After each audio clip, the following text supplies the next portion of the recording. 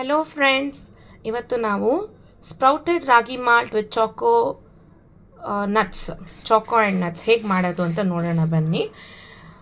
ರಾಗಿನ ಚೆನ್ನಾಗಿ ವಾಶ್ ಮಾಡಿಬಿಟ್ಟು 8 to 10 times over night soak ಮಾಡಿಬಿಟ್ಟು 2 to 3 ಡೇಸ್ ಸ್ಪ್ರೌಟಿಂಗ್ ಆದಮೇಲೆ ಅದನ್ನು ಚೆನ್ನಾಗಿ ನೆರಳಲ್ಲಿ ಒಣಗಿಸ್ಬಿಟ್ಟು ನಾವು ನಂತರ ಇದನ್ನು ಚೆನ್ನಾಗಿ ಡ್ರೈ ರೋಸ್ಟ್ ಮಾಡ್ಕೊಬೇಕು. ಅದಾದ ನಂತರ ನಾವು ಫ್ರೈ ಮಾಡ್ಕೊಂಡಿರೋಂಥ ಪಿಸ್ತಾ, ಬಾದಾಮ್, ಕ್ಯಾಶೂಸ್ ಮತ್ತು ವಾಲ್ನಟ್ಸ್, ಇಲ್ಲಿ ಮಖಾನ, ಡೈಜೆಷನ್ಗೆ ಡ್ರೈ ಜಿಂಜರ್, ಏಲಕ್ಕಿ, ಡ್ರೈ ಅಂಜೂರ್ ಮತ್ತು cocoa powder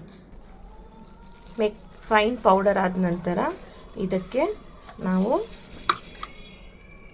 premium quality Chacko ಪೌಡರ್ನ ಯೂಸ್ ಮಾಡೋಣ.